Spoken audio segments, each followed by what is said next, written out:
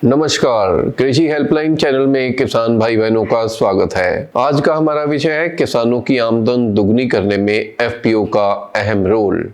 जैसे कि हम सब जानते हैं कि हम 2022 के अंतिम दौर में हैं। इसी साल को टारगेट बनाकर सरकार ने किसानों की आमदन दुगनी करने का वायदा किया था, पर इस मिशन में क्या डेवलपमेंट हुई, सरकार कोई भी बयान देने से कतरा रही है। और कृषि की मौजूदा हालत की बात की जाए तो इस संदर्भ में कोई भी बात आगे बढ़ती दिखाई नहीं दे रही। सरकार ने इसके लिए एक कमेटी गठित की थी जिसने किसानों की आमदन दोगुनी करने के लिए योजनाएं बनाकर सरकार को रिपोर्ट सौंपनी थी। कमेटी ने कृषि को सिर्फ पैदावार बढ़ाने के तरीकों के संदर्भ में ही नहीं देखा, बल्कि एक कंपनी की तरह देखा जो अपनी आमदन बढ़ाने पर हर तरीके से काम करे। इस रिपोर्ट में एफपीओ की स्ट्रक्चरल कमजोरी की बात सामने लाई गई, जिसकी वजह से छोटे और गरीब किसान अपनी आमदन नहीं बढ़ा पा रहे। इस विषय पर बनी 2002 में अलग कमेटी की रिपोर्ट आई थी, जिसमें सरकार को ये सिफारिश की गई थी कि किसानों को जागरूक कर और स्किल ट्रेनिंग देकर इस तरह तैयार किया जाए कि वो कृषि को एक बिजनेस एंटरप्राइज की तरह चला सके, जिसमें किसान कृषि उत्पादों को व्यापारिक स्तर पर बेचें, वेस्टेज को रोकें और इसमें मार्केटिंग और सेलिंग के लिए दूसरे किसानों को भी सीधे शामिल किया जाए।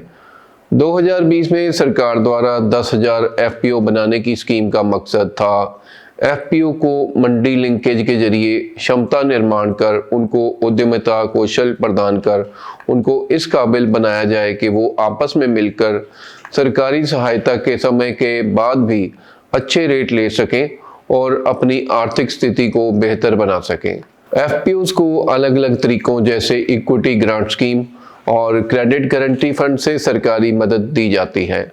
सरकारी दिशा निर्देशों के अनुसार एफपीओज को कार्यशील पूंजी की आर्थिक सहायता देने का मतलब है कि उन्हें कुछ समय के लिए आर्थिक तौर पर ज्यादा टिकाऊ बनाया जा सके। आइए जानते हैं कि एफपीओज कैसे कृषि क्षेत्र की मुश्किलों के लिए रामबाण सिद्ध हो सकते हैं। हमारे देश में तकरीबन 86% भूमि जोत किसान छोटे और सीमित संसाधनों वाले हैं, जिनकी मासिक आय 11,500 रुपये या इससे भी बहुत कम है। खंडित भूमि का प्रसार किसान की लगातार टिकाऊ आमदन में एक बड़ी बाधा है। यही वो ज़्यादातर किसान हैं जिनको समय पर ऋण नहीं मिल पाता और साथ ही उन्हें व्यापारीकरण और वैल्यू एडिशन की सही जानकारी का अभाव रह जाता है। डीएफआई कमेटी ने एफपीओज के गठन पर प्राथमिकता देते हुए खेती को साझा तरीके से करने का प्रस्ताव पेश किया। इसमें आधारभूत संरचना को मजबूत करने की भी बात कही। कमेटी का कहना था कि इससे सारे खर्चे बढ़ जाएंगे और काम भी बेहतर तरीके से होगा। काबिले गौर है कि छोटे और सीमांत किसान किसी आर्थिक बाजार में अकेले मुकाबला नहीं कर सकते, तो इस वजह से एफपीओज बनाने का मुख्य उद्देश्य छोटे और सीमित स्रोतों वाले किसानों को ट्रेनिंग देकर उनको व्यापारीकरण के दांव पेच और टेक्नोलॉजी की बारीकियां समझाकर उन्हें संस्थागत सहयोग प्रदान किया जाए। सबसे महत्वपूर्ण बात यह है कि किसान अगर उत्पादन के समय संचालन में भी इकट्ठे हैं तो इसका सीधा सीधा आर्थिक फायदा उन्हीं को मिलेगा। अब आपको एक पते की बात बताते हैं कि अपनी उपज को लोकल मंडी में कम रेट पर बेचने की बजाय अगर आप खुद खेत से बाजार तक डायरेक्ट मार्केट स्थापित करें, मार्केट साइज बढ़ाकर बिचौलिए को हटा दिया जाए, तो इसका फायदा आपको यानी किसान को ही मिलेगा। इससे एफपीओज की भूमिका काफ़ी महत्वपूर्ण हो सकती है। चाहे यह बात कही जाए कि एफपीओज ही किसानों की सारी समस्याओं का हल है, पर कई मुद्दे हैं जो एफपीओज की मौजूदा हालत देखते हुए सवाल खड़े करते हैं। किसान कृषि मूल्य श्रृंखला में आए और एफपीओज द्वारा संचालित संगठित बाजार हों, यह बातें अभी दिल्ली दूर वाली बात ही कही जाएगी। मुख्य बाधा यह भी है कि एफपीओज ने अपने उद्देश्य को किसानों को लामबंद करने और कृषि इनपुट्स की खरीदारी तक ही सीमित कर रखा है। कृषि उत्पादन के बाद लॉजिस्टिक्स वाली अगली स्टेज पर बहुत कम एफपीओज पहुंच पाए हैं।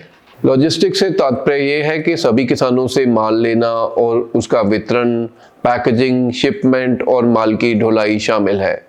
जबकि आपूर्ति श्रृंखला प्रबंधन बाहरी संगठनों के एक बड़े नेटवर्क को संदर्भित करता है, जो विक्रेताओं, परिवहन प्रदाताओं, कॉल सेंटरों, गोदाम प्रदाताओं और अन्य सहित ग्राहकों को उत्पाद वितरित करने के लिए मिलकर काम करते हैं। कई एफपीओज का ये कहना है कि फंड्स की कमी, लीडरशिप वाली भावना कम होना, प्रोफेशनल्स की कमी होना मुख्य बाधाएं हैं। सरकारी पॉलिसी फाइनेंशियल सहायता पर ही तवज्जो देती है, जबकि इसमें ट्रेनिंग, मार्केटिंग सपोर्ट और वैल्यू चेन इन्वॉल्वमेंट की बात बहुत कम होती है। एफपीओ से ये आशा की जाती है कि वो इकट्ठे होकर वित्तीय सहायता और टेक्नोलॉजी का फायदा लें, खर्चे घटाएं और उच्च मूल्य बाजारों से भागीदारी कर आर्थिक लाभ कमाएं। सरकारों को आगे आकर के एफपीओज की हर तरह से मदद करनी चाहिए, तभी हम किसानों की आमदन दोगुनी करने का सपना सच कर सकते हैं, अन्यथा यह सपना सपना ही रह जाएगा। तो इस कड़ी में इतना ही, जल्दी ही नई वीडियो लेकर हाजिर होंगे। धन्यवाद।